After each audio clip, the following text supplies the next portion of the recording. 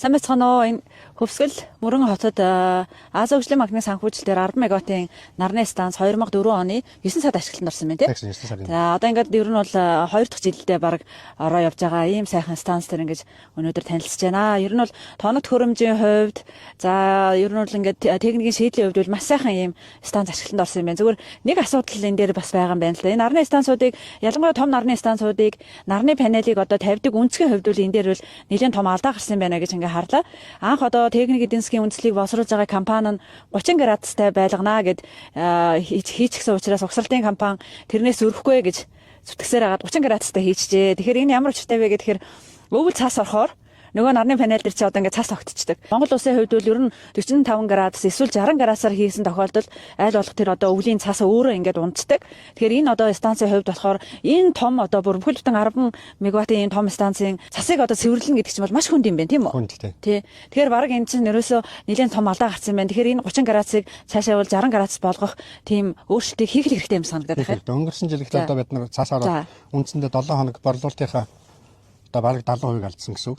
Тэгээд 7 хоног одоо энд байж байгаа 8 хүн цэвэрлэхэд энэ одоо 23 мянган гаруй нарны панелийн 30% л цэвэрлж байгаа. Тэгээд 7 хоногийн дараа яг салхи гараад үндсэндээ цас маань унсан.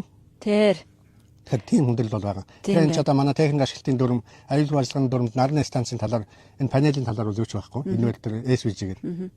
Тэгэхээр энийг бас одоо манай холбогдох мэргэжлийн байгууллагуудын яам маань тийм байна. Тэгэхээр тийм байна. Манай энэ нарны станцыг болохоор Хятадын Шан электрик гэдэг компани гүйцэтгсэн. Яг манай Монгол компанид бол туслангаар ажилласан. Олон компани барилга дээр нь, цахилгаан дээр нь, орон төхөөрөмжийн нөхцөх гэдэг. За энд нэг хүндрэлтэй юм юу гэхээр бид нар одоо гүйцэтгэгч компанитаа тэр бол холбоо ажиллахгүй. Тийм. Монгол төлөөлөгчийн газар байхгүй юм шиг. Энэ төлөөлөгчгээд зөвхөн нэг Монгол инженер байдаг. Тэр хүндэд дамжуулдаг. Тэр хүн маань хийлсэн гэдэг ахаад ямар ч холбоо байхгүй. Тэгэхээр хуучин өмнө бол бид нар манай би ажиллаж байхдаа бол Монгол компаниудын гүйцэтгэсэн төслүүд дээр байхад бол айгүй сайхан бид нар хиламаа олцоод за энэ дийм нь хиймээр иймийн засмаар байна. За бид нарт нэг ийм төхөөрөмж хэрэгтэй байна гэхэд бол болдог байсан ойлгоцоод одоо бол тийм байхгүй энэ хүндрэлтэй. Сая тэр одоо бас SCADA ажиллахгүй байх шиг байна тий? SCADA бол анхаарснаас хойш зарим техникийн үзүүлэлтүүдэд заримтай гаргана. Заримтай бүтэн нэг сарж гаргахгүй. Зөв. Үндсэн самбар маань бол ажиллаад идэг. Хадгалах ёстой хөгжлүүд хадгалахгүй болохоор бидэнд одоо дараа нь архив үүсгэж болохгүй хэцүү. Би бас энэ төслийн нэгж бас гомдол мэдүүлээд байгаа. Би одоо 21-р зуунд ажиллаж байгаа боловч одоо ингээд цаг болгон одоо сүүлүүд 30 минут тутам хөгжлөг гараа ирсэн. Тэгэхээр энэ бол бас хүндрэлтэй. Одоо бүтэн жил гар болж хат хаттаас тэр програм хянах гэж нэг ч хүн гэлсэнгүй. Тэр.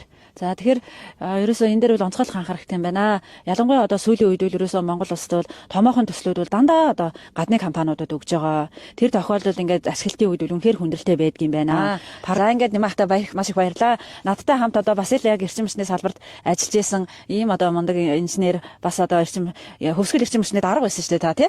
Тийм. Тэгэхээр энэ хүн маань одоо яг энэ дээр ингээд туршлагатай сайхан хүн маань ажиллаж байгаа юм байна. Бусдаар бол энэ техникийн шийдлийн хувьд бол их сайхан станц байна. Тэгээд 12 цагийн үед бол энэ 10 мегаватт бол заримдаа бол бүр 12 3 мегаваттыг бол үйлдвэрлэдэг гэдэг ингэж байна.